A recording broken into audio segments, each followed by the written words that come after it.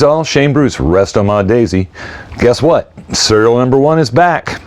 This gun has traveled all over the country.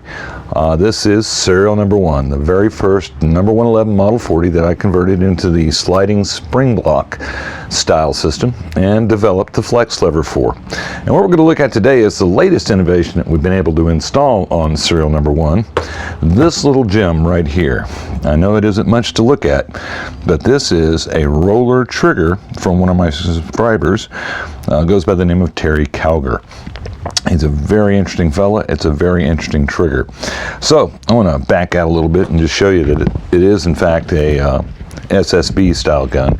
In other words, you opening stroke just arms it, doesn't arm it, but when you pull the lever back, the spring is compressed and the gun is enabled to shoot. The trigger, of course, does what a trigger does. And we'll take a look at some obvious differences between the standard metal trigger, which is what the Daisy came equipped with, and this billet trigger that is what is currently in the gun. And you can see that that's one piece of steel. It isn't a bent metal product. It's actually made out of billet steel.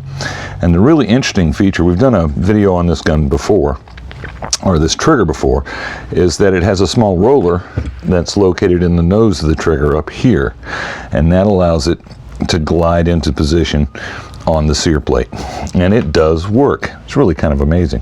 So what I want to do is basically the gun is designed to be closed, fired on the closing stroke. Opens easy, closing is hard, and this is a concept we're using in conjunction with this system to come up with the 21st century parlor gun. A gun that's a medium, a low velocity gun for shooting at close distances, 15 to 20 feet, in an inside environment where ricochets need to be reduced to the absolute minimum. And you can do that by slowing down the speed of the projectile.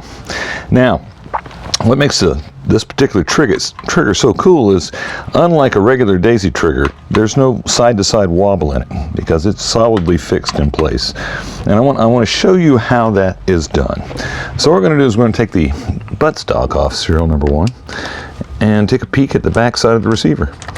And what you see there, what you'll see there, is kind of remarkable.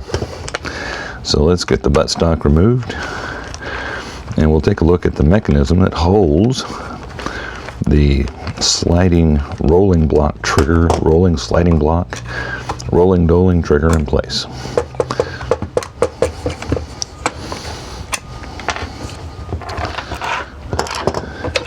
Off she comes. Now this is where it gets kind of magical. Take a look at that fitting.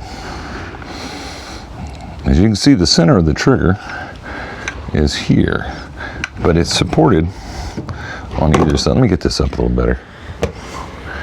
It's supported on either side by brass fittings that limit its ability to move. That's worse. You had it fine. It's supported by brass fittings that prevent the trigger from being able to drift left or drift right. So there's no left-right wobble on this gun.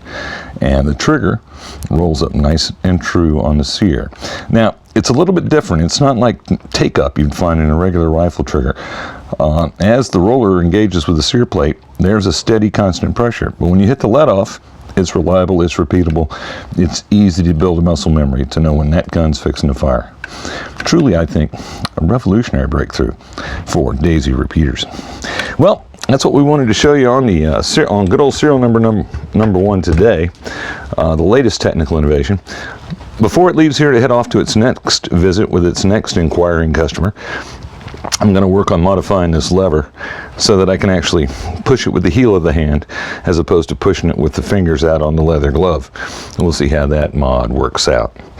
This is Shane Bruce with Restomod Daisy, signing off.